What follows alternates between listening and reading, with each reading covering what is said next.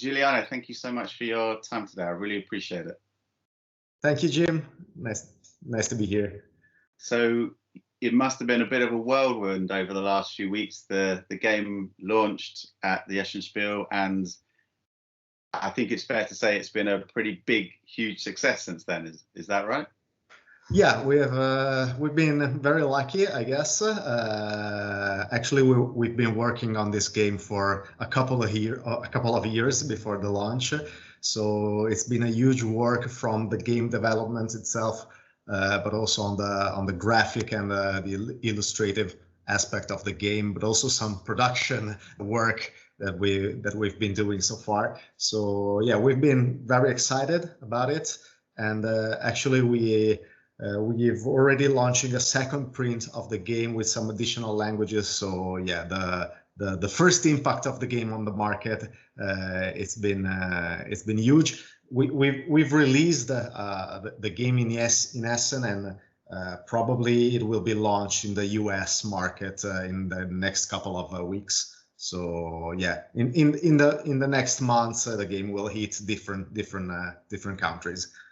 Fantastic. So after all those years of work, all that effort that's been put in by you and the team, how does it feel now that the game has landed so successfully and has been received so positively by the community? Every time we release the game, it's like giving birth to a son. It's a lot of work backstage. So when a game is first print and released, it's always a great feeling, a great emotion. But especially for games this size, of this weight, it's more and more overwhelming. So.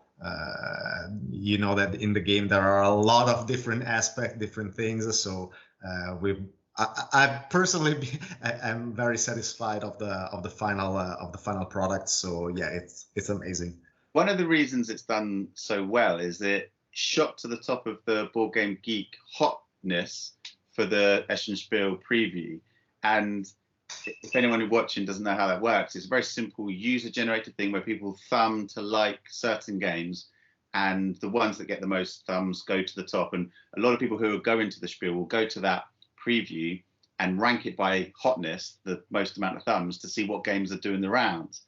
And I suppose there's a bit of a self-fulfilling prophecy there that if you get high early on, people will start thumbing it and liking it. But what was it that you think allowed Golem to shoot up those charts so quickly and in such a way it was, you know, head and shoulders with 3-4 others ahead of everything else, wasn't it? What's the reason it did so well there, do you think? Well, I think there are mainly two reasons. The first reason is the game designers. So especially the mix of names. So Simone and Virginia and Flaminia worked together on other games that were very appreciated by the market, by the customers, and by the gamers. So when they are going to release a new title, there's always some expectation on it. So we've seen it with other games. They worked not only for us as Cranio, but also for other publishers. So the hype for their titles is always high. In this case, we try to add a little bit of surprise. So basically, we started the communication on the game almost 2 years ago in the last Nuremberg fair that we've been to. So we presented the cover there, so almost the same cover that we have now.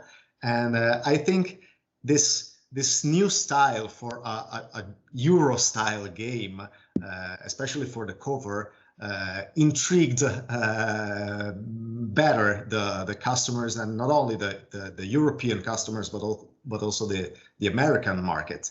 So I think that the cover and the theme, the illustration themselves made them their part on the hype. Yeah. And then yeah, we've been doing some communication on the gameplay itself, in the previous months. So with some live on the social media. So and we also published the rules before the release, so the super gamers that usually expect these games were able to see how to play the game, how to what were the new mechanics and the innovation that we put in. So I think that the mix of these aspects made the success of the game. Yeah, I'd agree. The cover certainly stood out to me, and it wasn't just the simplistic nature of it and the intriguing image and the very human eyes inside the sort of very inhumane face. It was also the use of Hebrew on the forehead of the golem itself. That intrigued me because you don't see that sort of thing being used very often. And looking into the game, I now realize why that's there. It comes from the Jewish folk tales of the golem and these creatures being created.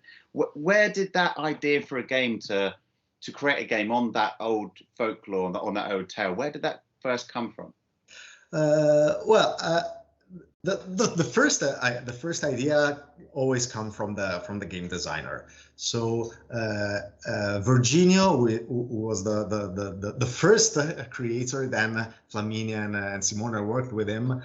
So he had this idea of creating mechanics around this story, and especially connecting the story of the golem to golems as pieces inside the game. So workers that you can create, but also kill, and also you want to control. So try to mix the theme and the mechanics was a first idea of the game designer. To be honest, we took as a publisher a little risk here, because when you release a product that is strictly connected to a strong theme and a theme related to a culture, to a specific culture and to some specific cultural aspects, you always must be very careful on how you treat the theme, the words, the aspects of the cultural things inside the product. Mm-hmm. So we took that risk. I think it was worthy, and actually we've been helped by many people since the first communication of the game. Many players on the community on Board Game Geek try to focus our attention on these cultural aspects, but we've been helped by a cultural consultant here in Milan. So everything that we've done inside the game has been reviewed and approved by a consultant of the Rabbinic Institute in Milan. So it's an authority that gave us the thumb up. I see you talk about that in the rulebook as well. It's something that you're obviously talking about now, but you want everybody to be aware of. The rulebook clearly talks about the fact that you've gone out and you've done this, and you've made sure that you've done it in the right way, in a sensitive way, and in an accurate way. Yeah, and also it's very important to be clear that the story and the tradition of the golem is just an inspiration of the game. We didn't want to retell the story or give our opinions on those cultural aspects. It's just an inspiration, a theme that we used inside a game. So it's very important to be clear on these aspects. For sure, but like you say, it's a theme that hasn't really been used in board games very often, not that I've seen anyway, and it was quite intriguing to me to see how it was used and how it was done. Having played the game a few times now, I think it's been done brilliantly. But it isn't just the use of Hebrew on the box. There are many aspects. Yeah. One other large aspect in the game that links back to the Jewish tradition is this, which is ultimately used just to randomize a part of the game. All these marbles get dropped in here. It's essentially like a dice tower, and it separates them into random corridors. But this is a synagogue. So that was, I mean, this is quite a statement piece to add to a game, to add to a table. It stands out. It's 3D. You have to make it when you get the game. And this could have been done with cards, with dice. There are many ways you could have done this, but quite a big statement has been made to say, no, we're going to build a 3D synagogue. And I was quite interested in the reason behind that. Can you talk a bit about that? Sure. Well, the first thing is that here in Cranio Creations, we want to have fun when we develop a game. And we think that some gimmick part in the game, some wow effect when you see a game on the table is really important, especially these days. We've been doing this a lot in the past few years. For example, I saw Mystery House back there. So and I don't know if you remember a game that we released a few years ago called A Tale of Pirates, where you have a huge 3D pirate ship that is really connected to the game. So we've been enjoying doing this gimmick structure or aspects that you must integrate inside the game. So actually, yes, the first prototype of the game came with the dice. So the randomization of the different aspects was just a set of colored and white dice that you place on different action, just as Grand Austria Hotel. So the base mechanic of the randomization is the same of Grand Austria Hotel. But the fact that we have only 5 action in this game and not 6 forced us a little bit of think of something new, because in the prototype, when you roll the 6th, you have to re-roll 6 until you have only dice spaces from 1 to 5 to place them in the 5 action. So we want to avoid this extra time loss to the gamers, to the players. And we come up of this idea of trying to create a new randomization. We worked first on a circular structure that randomized the marbles in 5 different sections of a circle. But then we also wanted to connect the structure to the theme. And since the game is based in Prague and the structure could have been linked to a specific structure of Prague, we found out the old new synagogue of Prague, which is represented by our structure. It was nice, it was clean, and it was pretty simple from that moment on to develop it in the final aspect. Yeah, makes sense, and it's a fun addition to the game. It looks great, and it's just an enjoyable thing to do. The interesting thing I find in this game is it's like you said, it's a relatively heavy Euro, but there are only 4 rounds, and your choices are very. You've got to be really careful of what you do, and the tension that you create within yourself about making the right choices. For me, I think is why I enjoy it so much and why it's so great. How would you explain it to people watching now who maybe haven't played it as to why the game itself is so good and why it lives up to the hype? Well, I think that for all new Euro-style games, you always have to give to the gamers something they already know from other experiences, and maybe give them a new twist or a new way in how you integrate different aspects. So I think that maybe the 90% of the aspects of Golem are already new by other titles.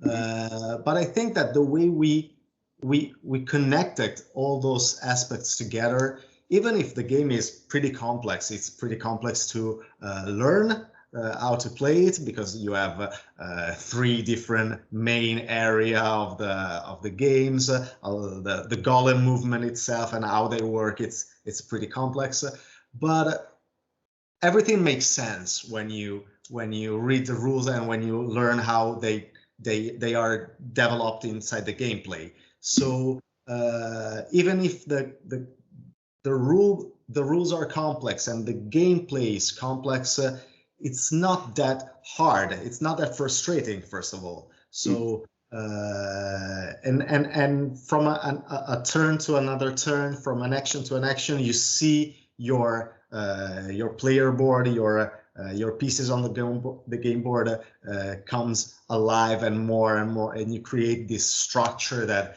is useful on the next round and so on. So I think that the satisfaction of playing the game make the success of the game. And it's funny that you talk about the number of rounds, because in the first prototype, the first idea, the first game concept was a gameplay of 5 rounds. And together with my colleague Lorenzo and Simone as well, we discussed a lot of cutting a round down because we want to give a challenge to the player. So in a 5-round game, the last 2 rounds, you have plenty of things you can do and activate, and you can create a lot of different combos and different effects. And actually, we thought that the last rounds became too complex and too heavy to manage, because you can, for example, make work 4 golems that create a lot of effects. With one, you take a book. With one, you create an artifact, and so on. And you have a lot of things to keep in mind. But we are actually very satisfied of that cut down, because in this way we give the players some tension of okay, I cannot do anything, so I have to decide in the first round what are my main strategies and try to focus on that one, knowing that I could not reach the maximum potentiality of all the different areas of the game. Yeah, I can't imagine there being a 5th round. I think that was definitely the right choice. I think by the end of it, I've always absolutely enjoyed the process, but I'm a little bit like, oh, okay, I'll have a cup of tea now, I think. But I mean, I can't congratulate you and everyone involved in this project on this game enough. I think it's such a beautiful looking game. Like we talked about earlier, I think it's taken on the theme really well, really sensitively. It really intrigued me to start with that there was a game that had embraced the Jewish culture in this way, and I think it's been done brilliantly. But the game itself is fantastic. It's a really crunchy, thinky, satisfying game that I've really enjoyed, and I think it's going to be set up on this table for a long time to come. I've really enjoyed playing it. But before you go, I have to ask, because it would be a crying shame to have you here and not ask the question, what's next for you guys? What are you working on? What are the next projects? For next year's, we are working on different projects, from super easy family and party games to again one main big project. So we have already made some preview of our main project for next year in Essen. So the game project is Anunnaki now. It's the final title. And it's a huge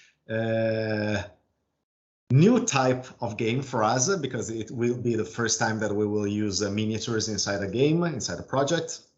And we are working a lot on the pre-production of the project. The project will be launched on Kickstarter in the first months of 2022. And the game itself, it's amazing. We've been working on this game for 3 years now, so it's even longer. The backstage production for this one, and yeah, the main aspect of the game is a sci-fi mythologic game. So the concept is that each player take the role of an ancient pantheon. So you could play the Greek divinities, the Vikings, the Egyptians, or the Sumerian gods in the base game, but there will be more different gods and pantheons in the expansion. And our world says that all these gods comes from distant planets, and they come to Earth to walk on the Earth and conquer, or just stay in the earth between followers and human races to score points and maybe fight between each other. And the game mechanics itself is pretty unique. So it's basically a Euro mechanic added to a 4X game. So the game components will be huge. It will be a even larger table when it's displayed. But yeah, we are pretty confident that the project will be a new hit for us next year. Then we have some other projects, but we will announce them in Nuremberg. So I can tell you that there will be one family game and one party game, just a few deck of cards, but with a lot of interaction between the players. Excellent. Sounds fun. And Inaki's hitting Kickstarter when next year? Do you know? Well, we haven't defined the exact weeks, but it should be probably after February. So I don't know if it will be early March, late February, or late March. We haven't defined it yet. Fantastic. But we will start a communication on the pre-campaign at the end of November. So we will have a community of selected gamers that can enjoy playing the game on a tabletop simulator. So we will run a lot of tests on the game just to make the game visible to the gamers and to the community. And then we will probably come online with the first page of the project even in January, some months before the actual launch. Fantastic. Well, anyone watching this video, then there'll be a link down below. I'll add it in when it's live. But for now, Giuliano, thank you so much for your time today and sharing the vision behind Golem. It is just such a fantastic game. I'm really obsessed by it right now, and I was really keen to get some time with you to understand the nuts and bolts behind it. And it's added a lot to the experience for when I play it next. And I hope people out there who enjoy the game too will find it interesting to hear what went on behind the scenes. Thank you so much for your time today. Thank you, Jim. It's been a pleasure, and as I told you, it's always a great feeling when you can talk and explain some of the backstage work on a product, not only just to give it to the people, but it's always nice to make some extra discussion on how we come up to the final stage. Absolutely, I couldn't agree more. Well, thank you again. I appreciate your time today. Thank you, Jim, and thank to all the people who follow you and us. And it's been great. Thank you very much.